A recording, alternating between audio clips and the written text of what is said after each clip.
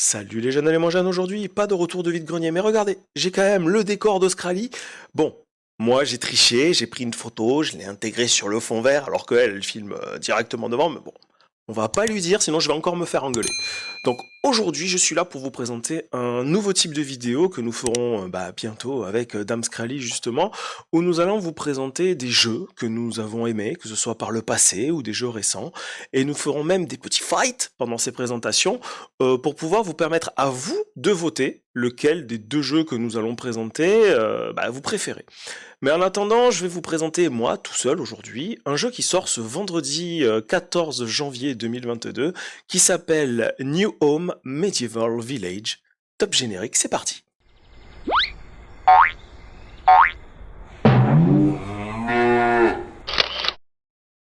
Du coup, qu'est-ce que donc que ce jeu? Eh bien, New Home Medieval Village est un city builder médiéval qu'on pourrait résumer non pas par quand Harry rencontre Sally, mais quand SimCity ou City Skylines rencontre Banished.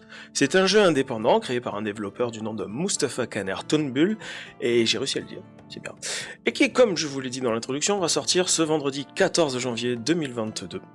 Donc si j'ai pas merdé, la vidéo devrait sortir mercredi 12, donc dans 2 jours. Voilà, le jeu sortira dans 2 jours. Mais pourquoi donc je vous présente ce jeu? Eh bien pour 2 raisons. La première est que j'adore les city builders. Je suis tombé dedans alors que je n'avais pas encore 10 ans via l'excellentissime SimCity sur Super Nintendo, pour ensuite jouer à d'autres tels que Kaiser, Pharaon ou les Maîtres de l'Olympe, pour ne citer que les plus anciens, et plus récemment le génial SimCity Skyline, qui a réussi à redorer un style de jeu que les derniers SimCity avaient quand même, on peut se l'avouer, bien fait tomber dans l'oubli de par des suites bien fades, hein, pour être poli, on va dire comme ça.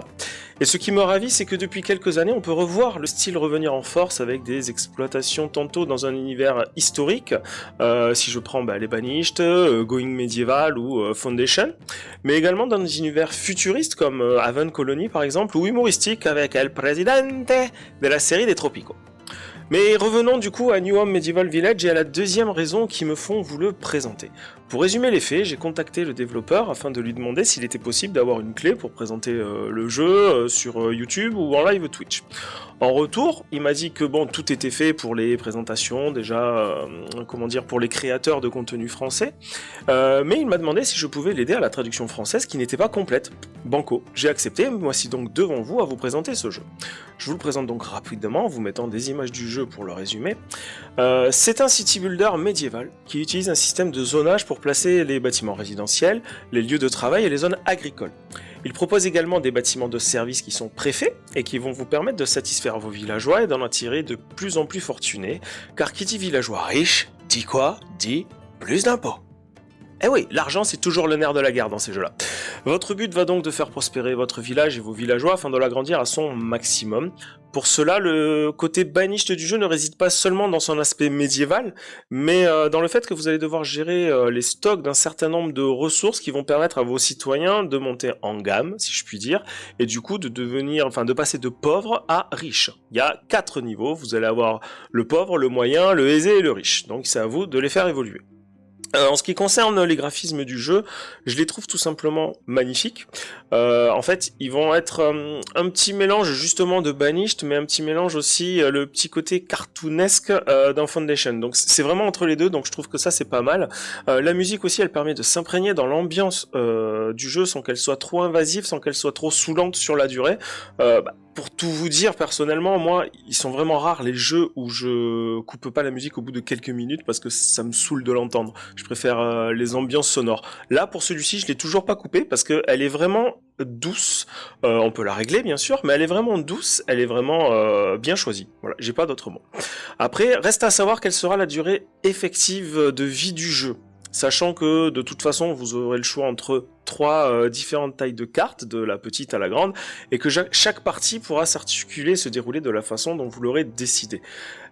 Au final, pour résumer le jeu, pour résumer ma présentation de New Home Medieval Village par ceci, il sort sur Steam ce vendredi 14 janvier. Si vous aimez les city builders pas trop envahissants, faciles à prendre en main, qui feront passer un petit moment sympathique, foncez. C'est un jeu indépendant, donc c'est toujours bien de soutenir un petit développeur dans son projet. Donc honnêtement, je le fais pas parce que je dois le faire ou qu'il me l'ait demandé ou autre. J'y ai joué au jeu moi-même. Je l'apprécie de plus en plus, sachant que j'y ai joué d'abord d'une façon, on va dire, technique, parce que j'y ai pas vraiment joué. J'ai surtout regardé comment modifier les textes à traduire, parce qu'il y avait des petits trucs. Alors, si j'ai gardé l'image, je vous la montre derrière moi. Au début, le close de anglais a été traduit par proche au lieu de fermé. Donc il y a plein de petits trucs comme ça qui fait que le jeu aurait pu rebuter la communauté française qui allait se mettre dessus. Mais honnêtement, j'ai essayé de faire un travail que j'améliore et que je peaufine à chaque fois et qui, j'espère, va vous plaire. Donc foncez si vous aimez ce genre de jeu, et si vous aimez pas, je vais pas vous obliger à l'acheter. Mais je ferai, je pense, un petit live sur Twitch, un de ces quatre, pour vous montrer ce qu'il vaut et pour essayer de vous convaincre. C'était donc Vachaldon en direct de chez lui. Je vous fais de gros bisous et en attendant la semaine prochaine et un retour de vide-grenier de Scrally, je vous fais encore des gros bisous et je vous dis bye bye. Allez, ciao!